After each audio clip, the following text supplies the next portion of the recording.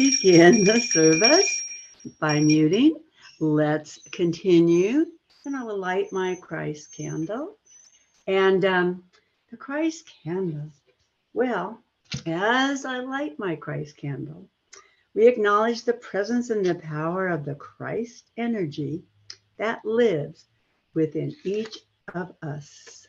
That energy force that are we and it that we are, and it is us.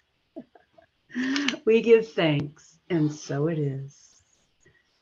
Okay, and now I'd like to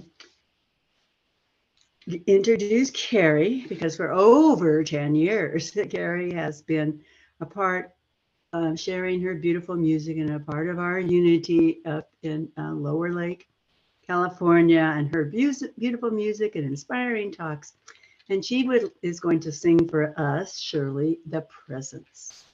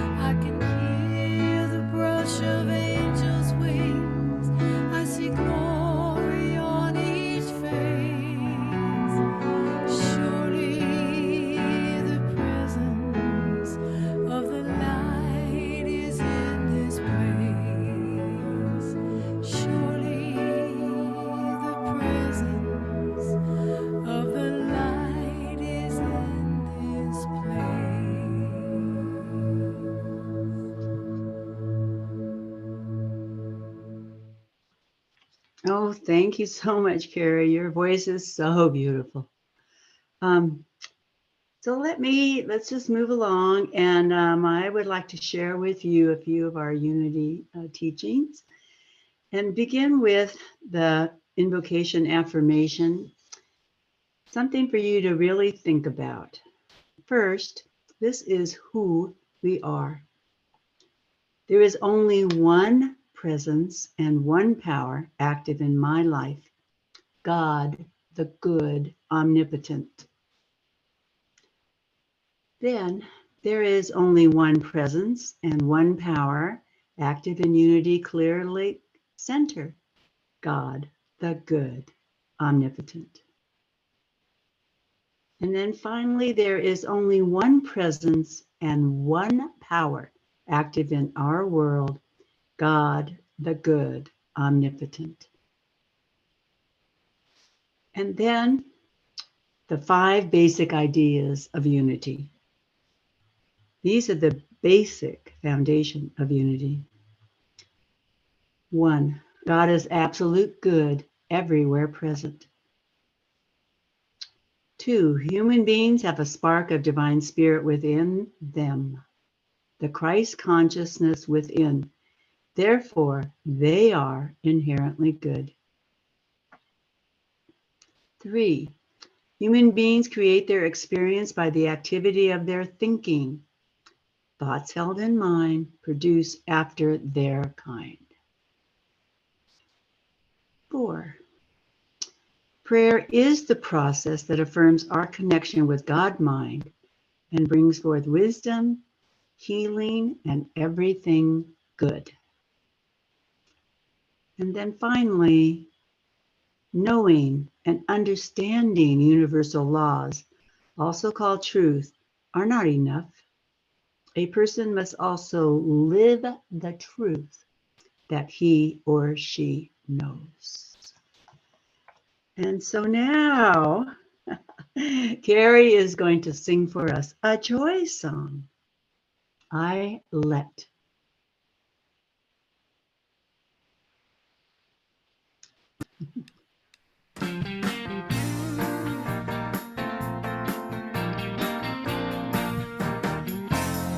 I let the love wash over me. I let the love wash over me. I let the love wash over me. I let the love wash over me. I let the love wash over me. I let the love wash over me. I let the love wash over me. I let the truth wash over me. I let the truth wash over me. I let the truth wash over me. I let the truth wash over me. I let the truth wash over me. I let the truth wash over me. I let the truth wash over me. I let the grace wash over me. I let the grace wash over me. I let the grace wash over me.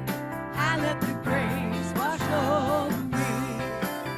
I let the grace wash over me. I let the grace wash over me. I let the grace wash over me. I let the joy wash over me. I let the joy wash over me. I let the joy wash over me. I let the joy wash over me. I let the joy wash over me. I let the joy wash over me. I let the joy wash over me.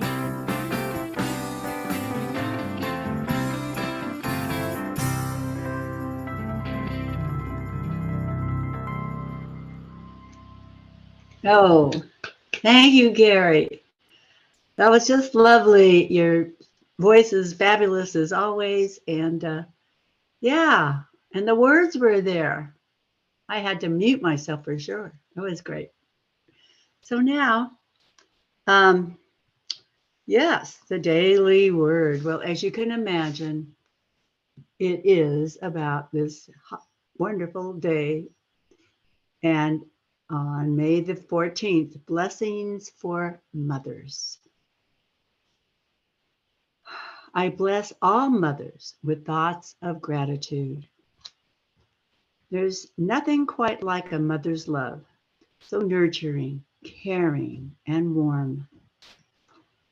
Today, I bless the women in my life who express this love in all they do, whether it's the woman who raised me or any of the other women I know who so generously shared a mother's love. I have felt the care of God through their tender touch and encouraging words. Over the years, I have grown strong and confident under their kind direction and have relied on their wisdom.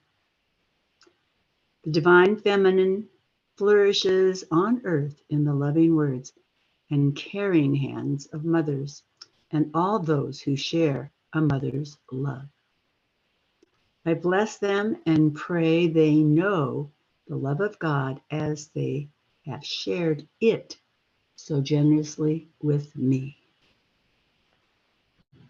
And from 2 Kings 4:30, then the mother of the child said, as the Lord lives, and as you yourself live, I will not live without you.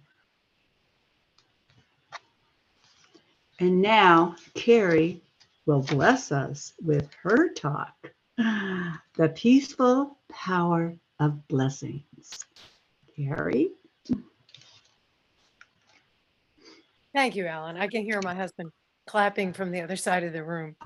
Um, yeah. So thank you so much for inviting me to come and share with you. I've really missed your community. It's kind of crazy. But glad to have the opportunity and the technology to do it this way. So I want to wish all of the mothers or anyone who has ever been in the role of parenting or mothering someone a very happy Mother's Day, and I honor all of you. And I also want to, being that my birthday is Earth Day, and there's the ultimate mom of us all, which is our Mother Earth, I want to honor Mother Earth as well today, and to encourage everyone to tread lightly and pay attention to your carbon footprint, because the Mother Earth is the original mom. So I always like to put that reminder in there. So today I want to share about some things that actually were kind of re-triggered by this wonderful book, which of course is probably going to be backwards, but it's called The Gentle Art of Blessing, and it's by Pierre Pradervand. And a friend of mine turned me onto this book just recently, and in reading it, I realized that what he is encouraging us to do is something that's found in every spiritual practice I've ever studied, from the Course in Miracles to the Bible to a lot of the Buddhist and Eastern religions. And it's basically to send forth good energy. And it can be, you can call it whatever you want. You can call it affirmations, you can call it prayer.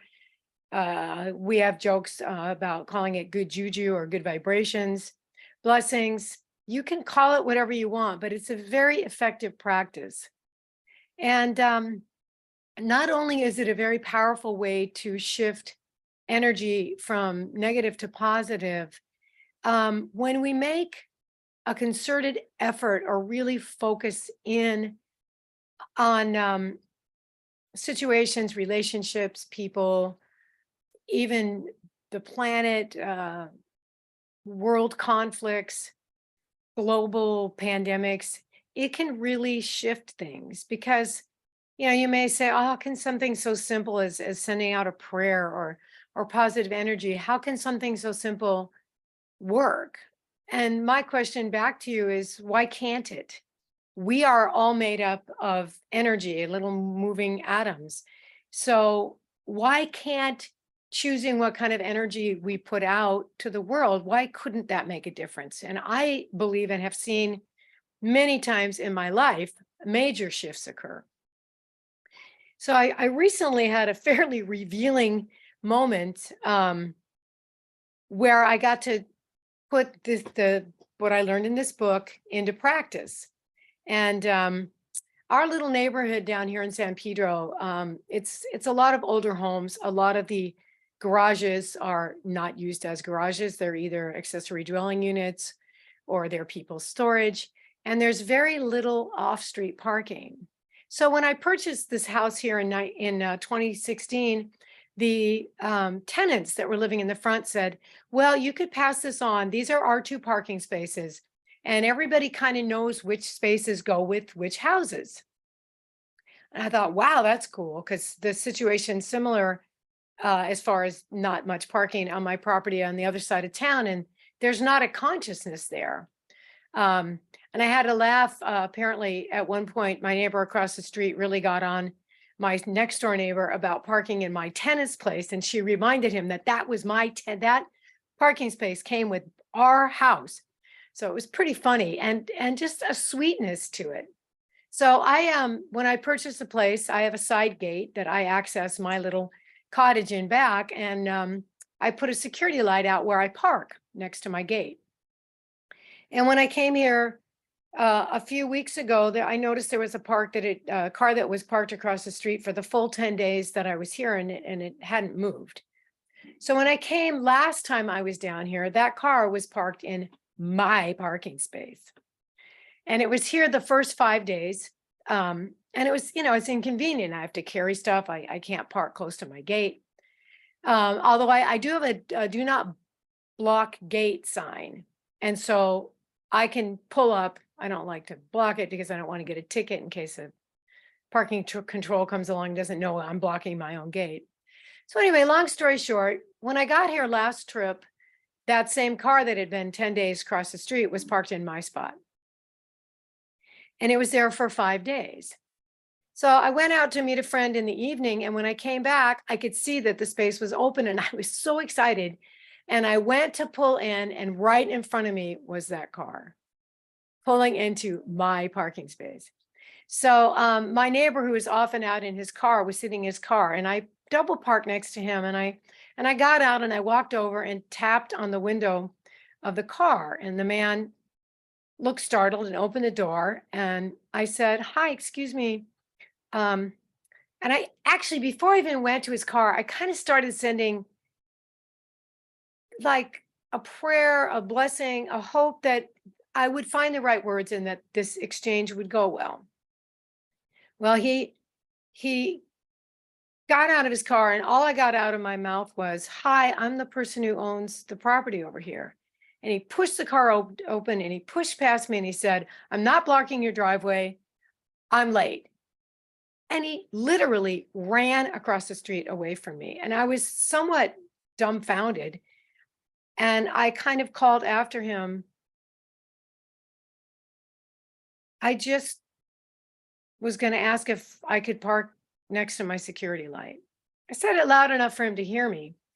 And he kind of disappeared around the corner. And I went back to get my car that was double parked. And my neighbor Joe goes, "Move your car. I'm going to find out where he lives." And I just went, "Don't make trouble. Just, he's late."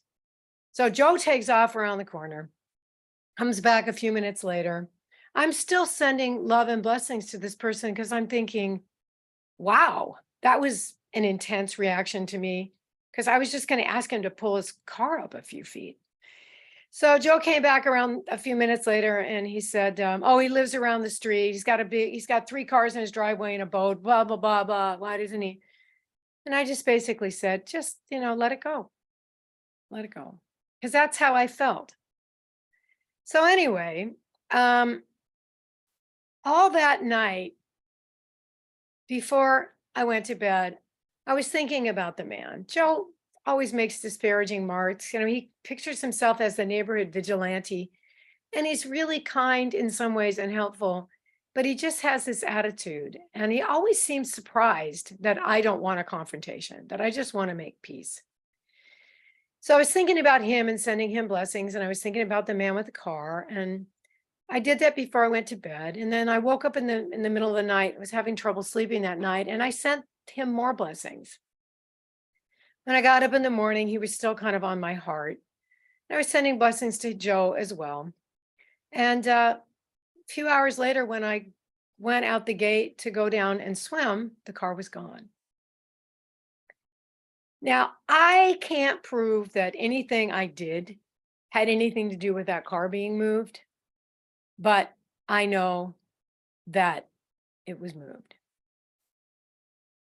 So I mentioned something to Joe about that. He goes, "Hey, the car's gone."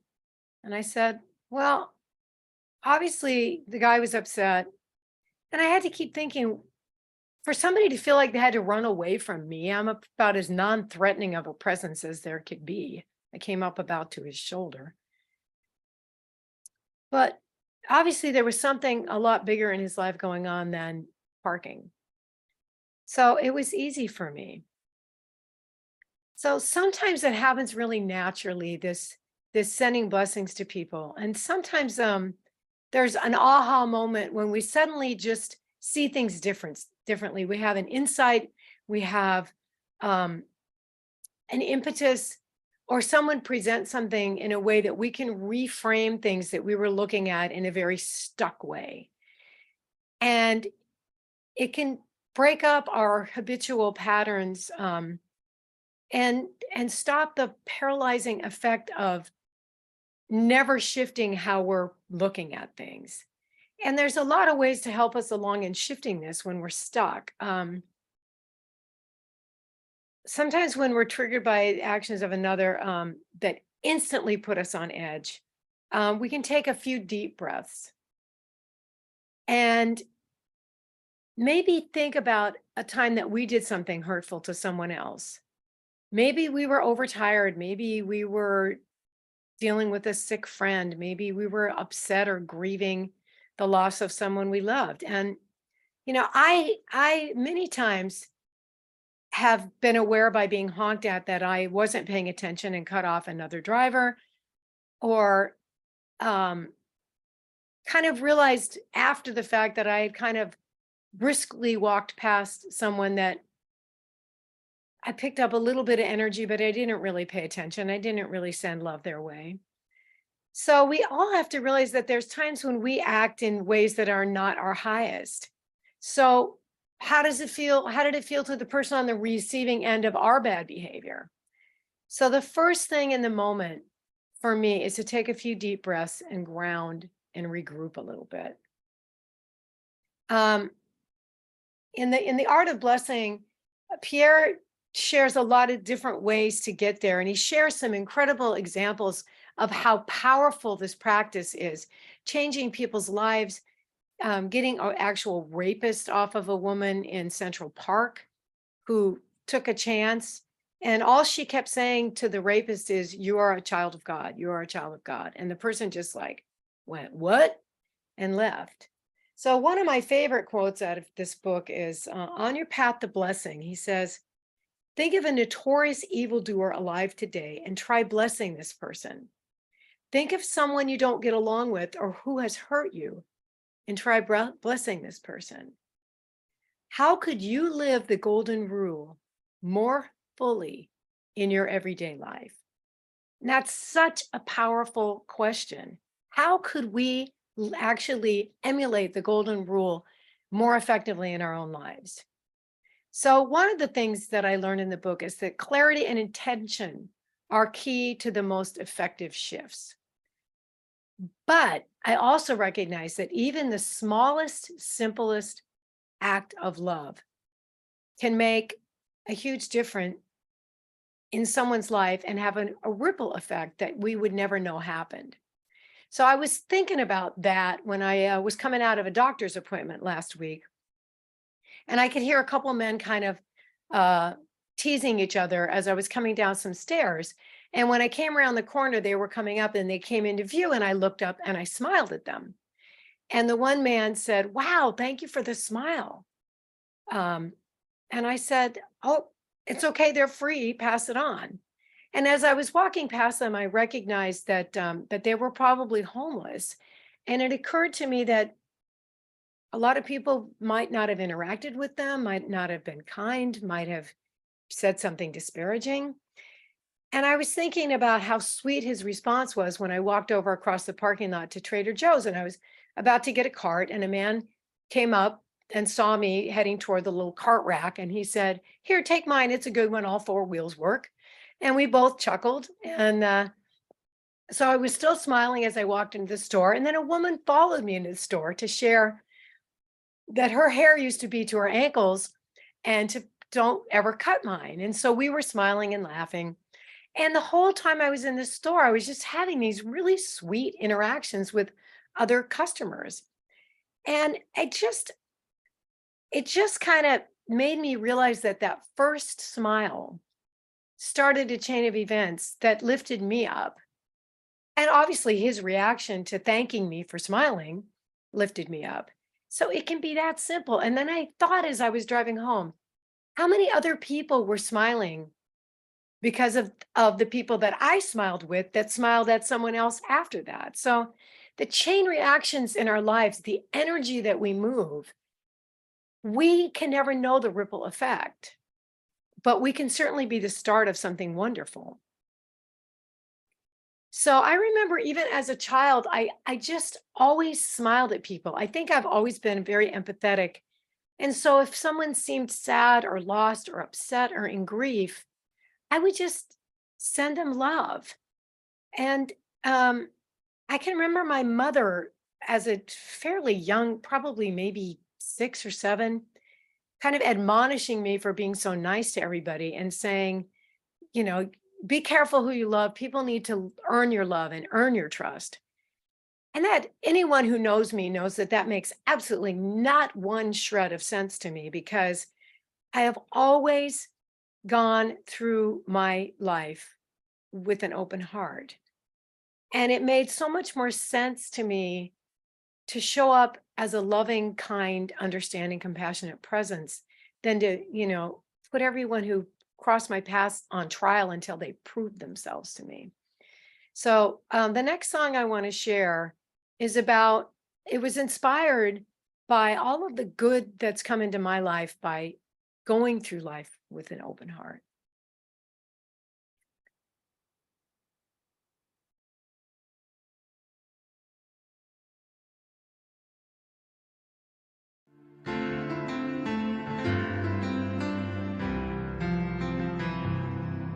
Gonna open up my heart to the world around me. Share a smile with everyone I see. This is what I believe. What we give, we will receive. Gonna open up my heart. Gonna reach right out when somebody needs me. Listen to what their heart needs to share. Gonna try to understand, do the very best I can. Gonna open up my heart. Gonna open up my heart.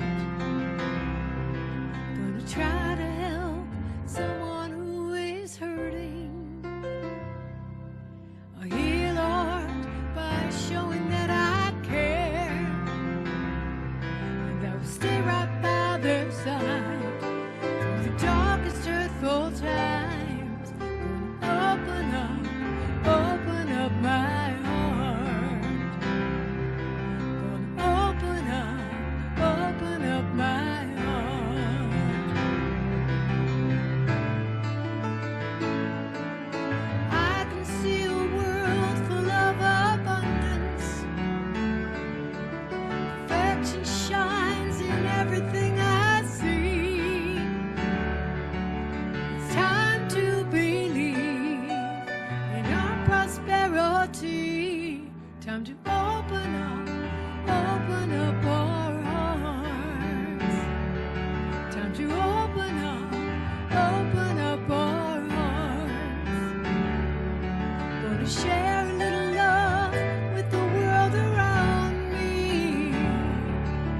Do my best to lift somebody up. Share the love I feel inside. Something deep I just can't hide. Time to open up my heart. Time to open up my heart. Share the love we feel inside. Something deep we just can't hide. Time to open up our hearts. Time to open up our hearts. Open up our hearts. Sing it with me. Open up our hearts. Open up our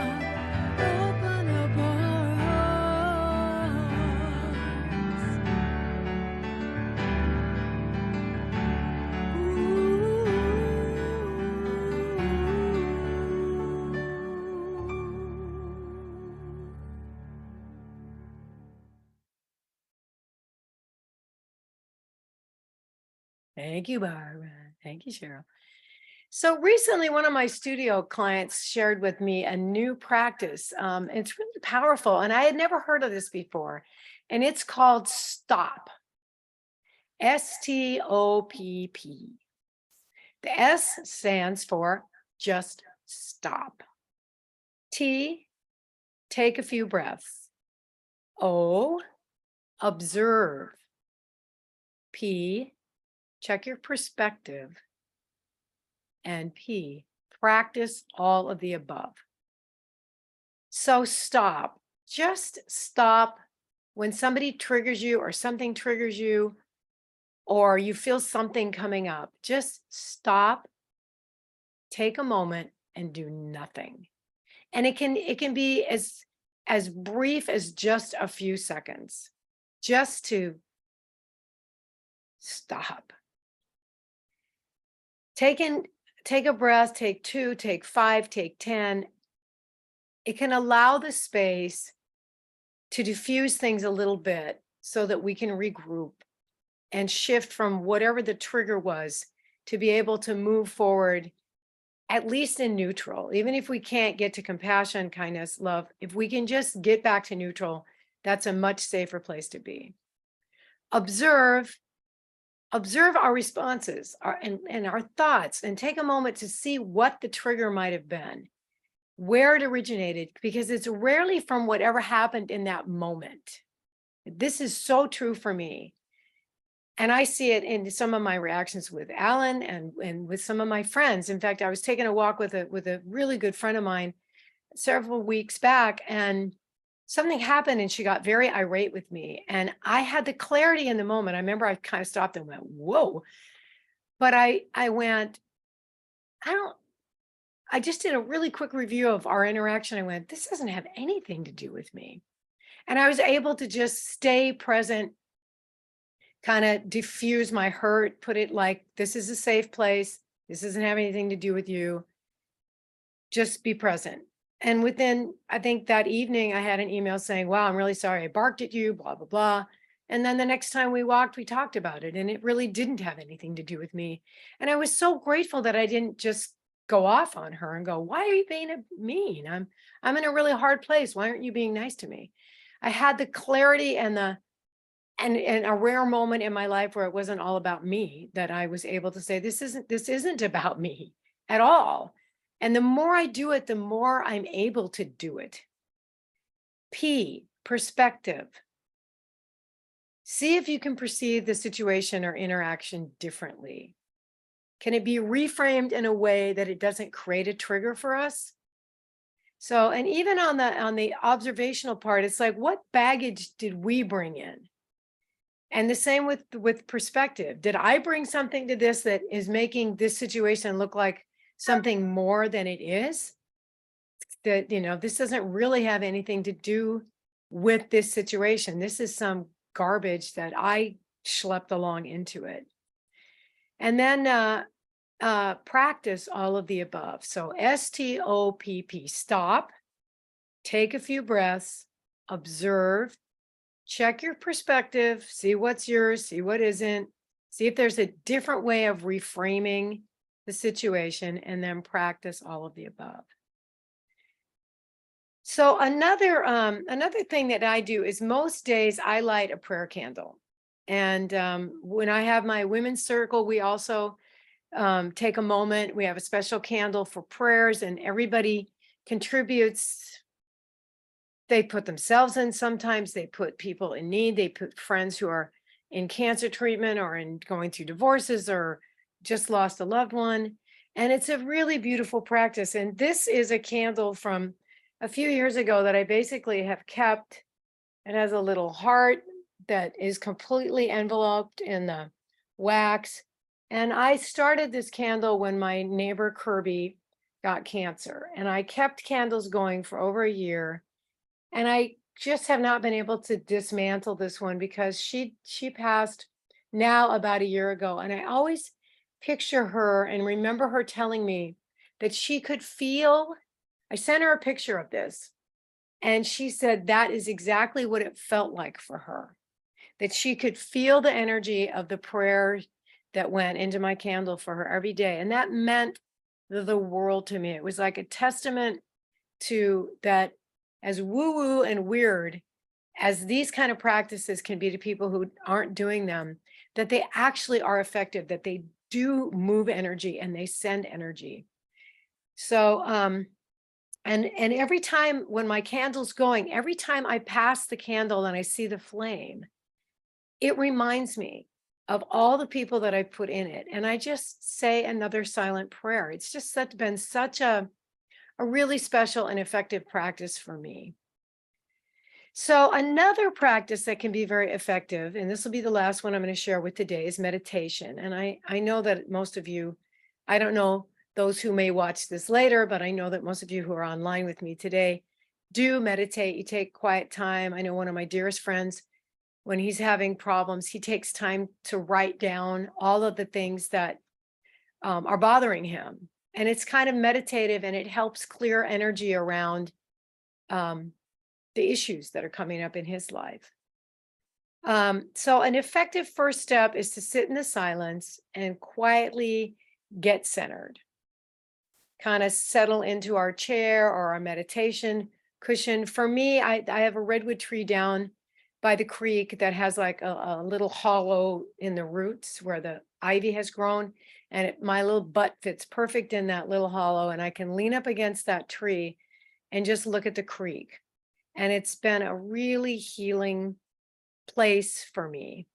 So nature, just sitting quietly on the beach or out in your front yard or next to some flowers for 2 minutes or 5 minutes without even setting an intention except to be quiet, that can be really powerful in just quieting down our sympathetic nervous system and just kind of getting back to neutral.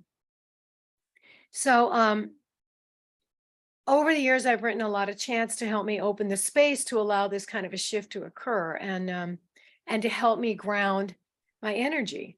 So I'd like to share one that I wrote today that was inspired by my desire to find a way to first shift my energy and then energy globally. And I wrote it with the annual peace meditation service that is at 4 a.m, because it's at Greenwich Mean Time, which is noon in Europe. It's 4 a.m, our time. And I just wanted to chant that, because this is a global peace meditation, I wanted a chant that could start with sending peace to myself, and then sending peace to my own community or to whoever is in the room meditating with me, and then to send peace globally. And we used to do a visualization at a lot of the services I did over the years of starting like with the fog within ourselves and kind of surrounding ourselves. And then the next time we sing it through, it's surrounding everyone in us and spreading out into the community. And then by the third time we sing it through, it's surrounding the whole planet. And I can remember many times the hair standing up on my arms by the time we got to the end of the chant, because there was so much energy moving. So I invite you to for sure send the first line of this to yourself. We're going to send peace, strength, joy, love. So Alan's going to play this chant, and I invite you to sing along if you want to envision any place. It could be Ukraine, it could be Yemen, it could be your own backyard, it could be conflicts in our neighborhoods, our communities, within our spiritual centers, within our families, just anywhere that you want positive energy to go. So I invite you to join me as we do this chant. Thanks, Alan.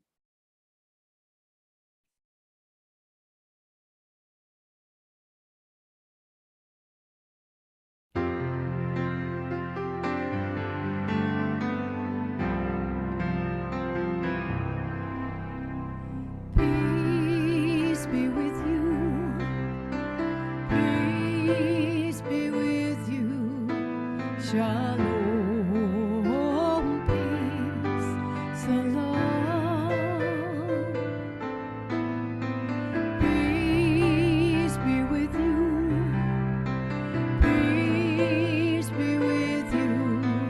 Shalom. Peace. Salam. Strength be with you. Strength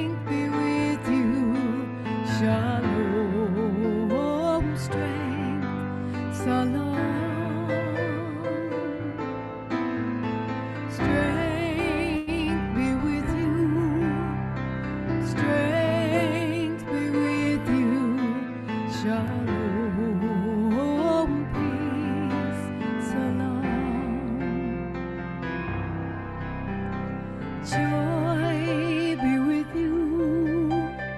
Joy be with you. Shalom. Joy. Salam. Joy be with you. Joy be with you. Shalom. Joy. Salam. Love be with you. Love be with you. Shalom. Love. Salam. Love be with you. Love be with you. Shalom. Love. Salam. Peace be with you. Peace be with you. Shalom. Peace. Salam. Peace be with you. Peace be with you. Shalom. Peace. Salam.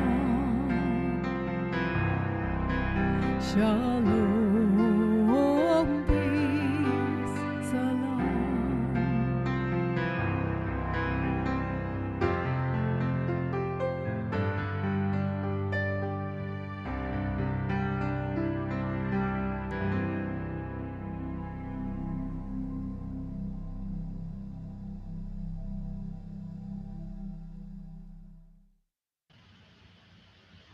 So I'd like everyone to take a deep breath together as we come back into the room, our rooms, wherever we are. And I encourage you to take just even a few minutes meditation each day as part of your daily practice. I want to kind of wrap up with a reading, and then I have a couple last things to say. And this is from the book. And Alan's going to put up a slide so you can kind of look at it and read along with me.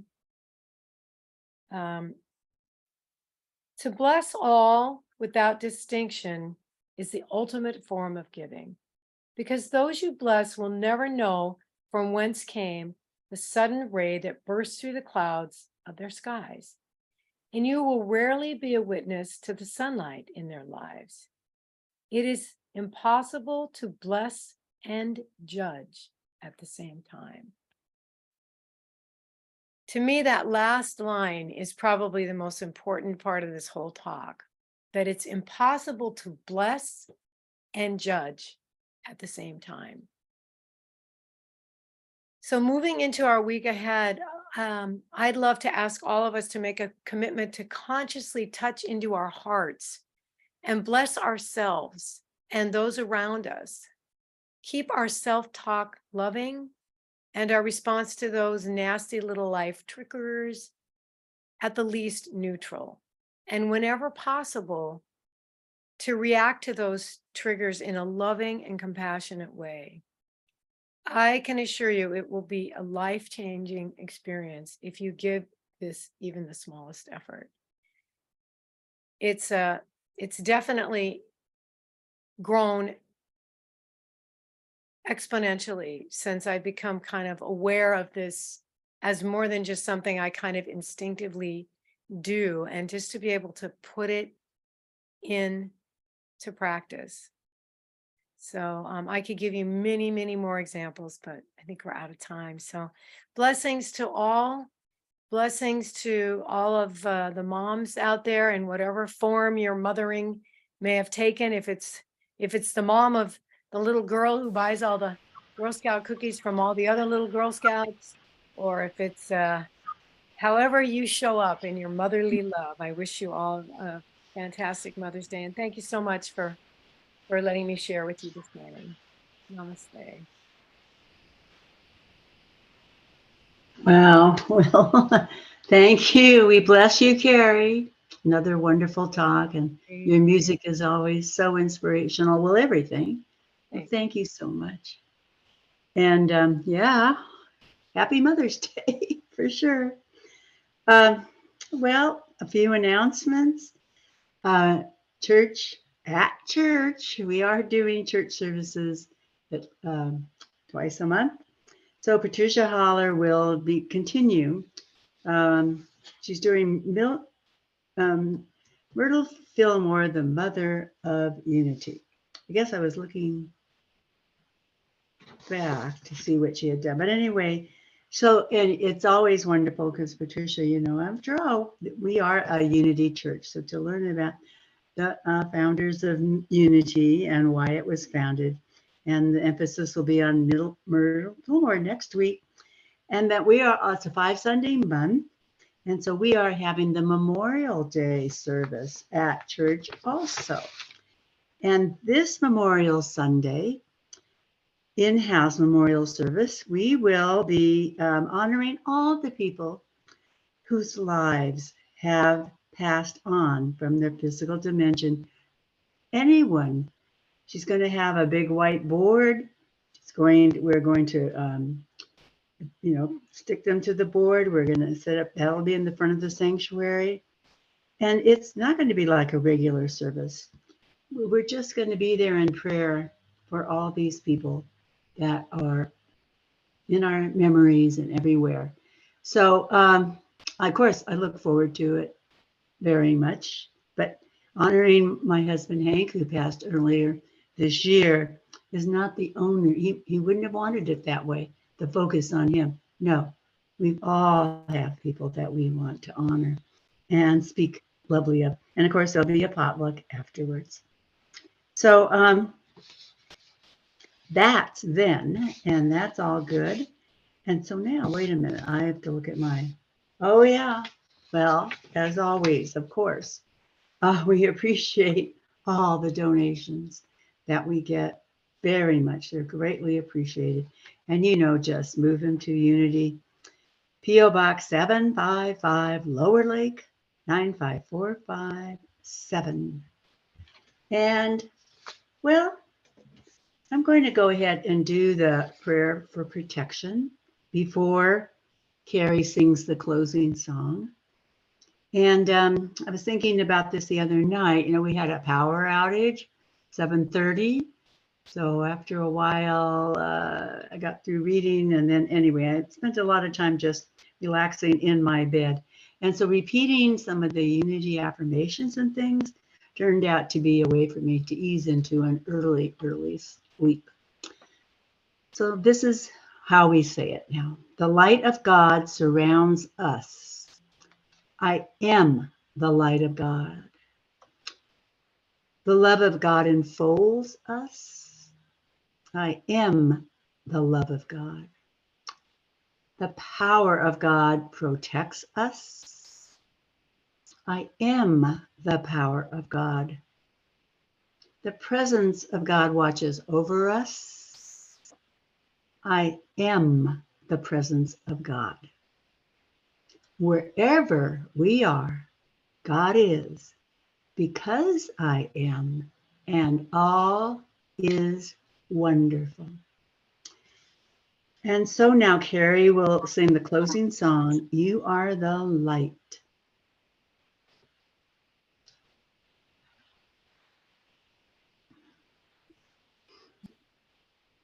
The words to this song are, You are the light of love. I am the light of love. You are the light. I am the light. We are the light of love. Okay. The word love will change, and I'll call out what that word's going to be. You